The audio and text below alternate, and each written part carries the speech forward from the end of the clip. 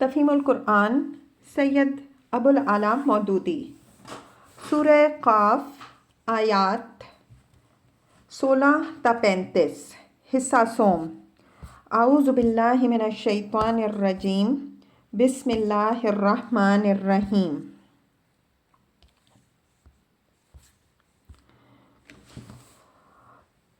یوم نقول لجہنم هل امتلأت وتقول هل من مزید، اور وہ دن جب کہ ہم جہنم سے پوچھیں گے کیا تو بھر گئی، اور وہ کہے گی کیا اور کچھ ہے۔ تفسیر۔ اس کے دو مطلب ہو سکتے ہیں، ایک یہ کہ میرے اندر اب مزید آدمیوں کی گنجائش نہیں ہے، دوسرے یہ کہ اور جتنے مجرم بھی ہیں انہیں لے آئیے۔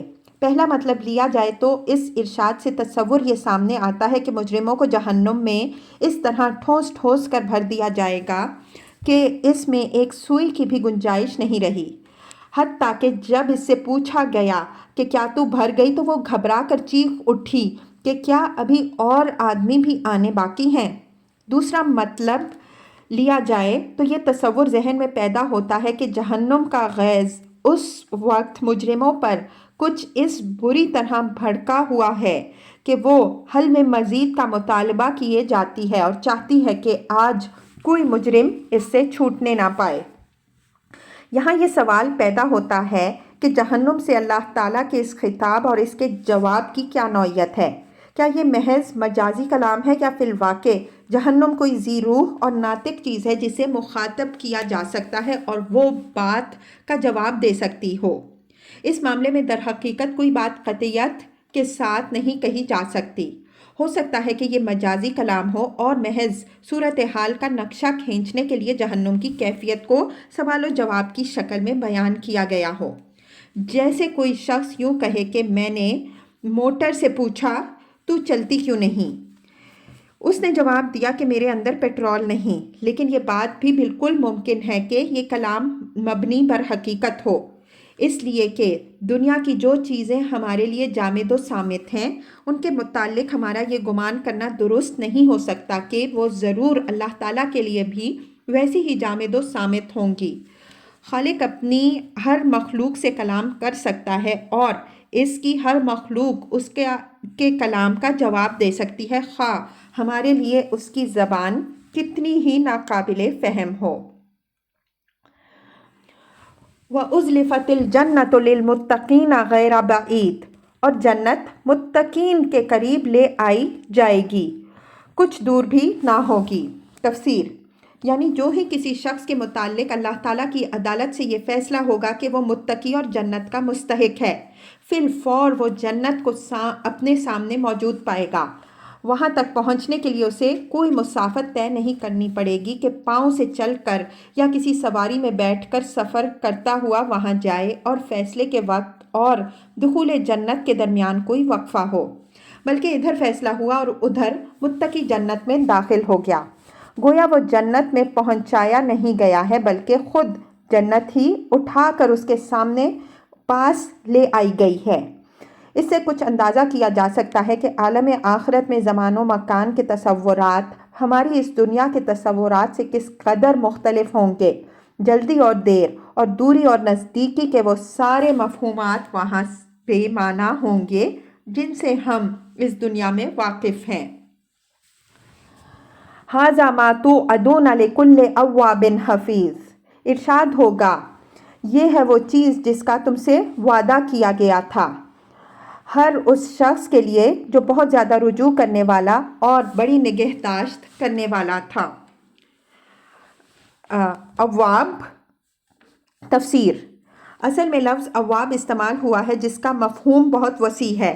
اس سے مراد ایسا شخص ہے جس نے نافرمانی اور خواہشات نفس کی پیروی کا راستہ چھوڑ کر طاعت اور اللہ کی رضا جوئی کا راستہ اختیار کر لیا ہو، جو ہر اس چیز کو چھوڑ دے جو اللہ کو ناپسند ہے اور ہر اس چیز کو اختیار کر لے جو اللہ کو پسند ہے، جو راہ بندگی سے ذرا قدم ہٹتے ہی گھبرا اٹھے اور توبہ کر کے بندگی کی راہ پر پلٹ آئے، جو کثرت سے اللہ کو یاد کرنے والا اور تمام معاملات میں اس کی طرف رجوع کرنے والا ہو۔ حفیظ۔ تفسیر۔ اصل میں لفظ حفیظ استعمال ہوا ہے جس کے معنی ہیں حفاظت کرنے والا۔ اس سے مراد ایسا شخص ہے جو اللہ کے حدود اور اس کے فرائض اور اس کی حرمتوں اور اس کی سپرد کی ہوئی امانتوں کی حفاظت کرے، جو ان حقوق کی نگہداشت کرے جو اللہ کی طرف سے اس پر عائد ہوتے ہیں، جو اس عہد و پیمان کی نگہداشت کرے جو ایمان لا کر اس نے اپنے رب سے کیا ہے، جو اپنے اوقات اور اپنی قوتوں اور محنتوں اور کوششوں کی پاسبانی کرے اور ان میں سے کوئی چیز غلط کاموں میں ضائع نہ ہو، جو توبہ کر کے اس کی حفاظت کرے اور اسے پھر نہ ٹوٹنے دے، جو ہر وقت اپنا جائزہ لے کر دیکھتا رہے کہ کہیں میں اپنے قول یا فعل میں اپنے رب کی نافرمانی تو نہیں کر رہا ہوں۔ من خشی الرحمن بالغیب، جو بے دیکھے رحمان سے ڈرتا تھا۔ تفسیر: یعنی باوجود اس کے کہ رحمان اس کو کہیں نظر نہ آتا تھا اور اپنے حواس سے کسی طرح بھی وہ اس کو محسوس نہ کر سکتا تھا، پھر بھی وہ اس کی نافرمانی کرتے ہوئے ڈرتا تھا۔ اس کے دل پر دوسری محسوس طاقتوں اور اعلانیہ نظر آنے والی زور آور ہستیوں کے خوف کی بنسبت اس اندیکھے رحمان کا خوف زیادہ غالب تھا، اور یہ جانتے ہوئے بھی کہ وہ رحمان ہے، اس کی رحمت کے بھروسے پر وہ گناہ گار نہیں بنا، بلکہ ہمیشہ اس کی ناراضگی سے ڈرتا ہی رہا۔ اس طرح یہ آیت مومن کی دو اہم اور بنیادی خوبیوں کی طرف اشارہ کرتی ہے۔ ایک یہ کہ وہ محسوس نہ ہونے اور نظر نہ آنے کے باوجود خدا سے ڈرتا ہے، دوسرے یہ کہ وہ خدا کی صفت رحمت سے اچھی طرح واقف ہونے کے باوجود گناہوں پر جری نہیں ہوتا۔ یہی دو خوبیاں اسے اللہ کے ہاں قدر کا مستحق بناتی ہیں۔ اس کے علاوہ اس میں ایک لطیف نکتہ بھی ہے جسے امام رازی رحمہ اللہ نے بیان کیا ہے، وہ یہ کہ عربی زبان میں ڈر کے لیے خوف اور خشیت دو لفظ استعمال ہوتے ہیں جن کے مفہوم میں ایک باریک فرق ہے۔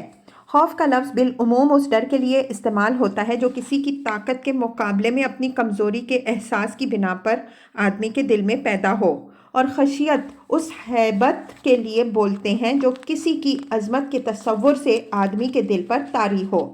یہاں خوف کے بجائے خشیت کا لفظ استعمال فرمایا گیا ہے، جس سے یہ بتانا مقصود ہے کہ مومن کے دل میں اللہ کا ڈر محض اس کی سزا کے خوف ہی سے نہیں ہوتا، بلکہ اس سے بڑھ کر اللہ کی عظمت و بزرگی کا احساس اس پر ہر وقت ایک ہیبت طاری کیے رکھتا ہے۔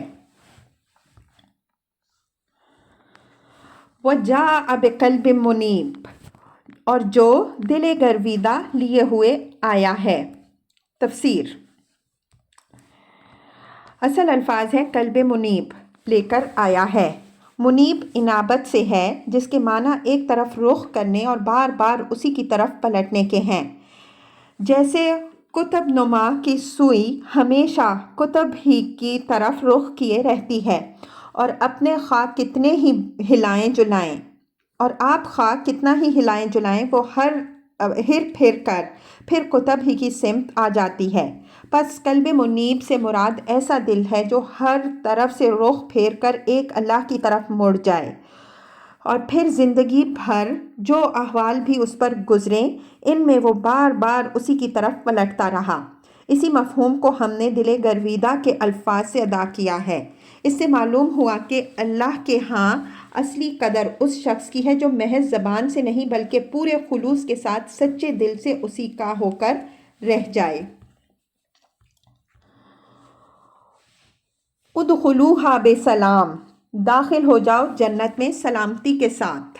تفسیر: اصل الفاظ ہیں ادخلوہا بسلام۔ سلام کو اگر سلامتی کے معنی میں لیا جائے تو اس کا مطلب یہ ہے کہ ہر قسم کے رنج و غم اور فکر و آفات سے محفوظ ہو کر اس جنت میں داخل ہو جاؤ، اور اگر اسے سلام ہی کے معنی میں لیا جائے تو مطلب یہ ہوگا کہ آؤ اس جنت میں اللہ اور اس کے ملائکہ کی طرف سے تم کو سلام ہے۔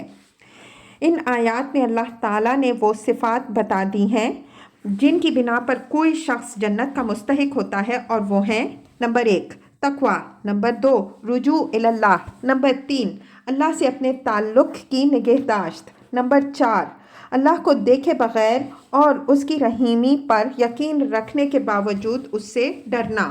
اور نمبر 5، قلب منیب لیے ہوئے اللہ کے ہاں پہنچنا، یعنی مرتے دم تک انابت کی روش پر قائم رہنا۔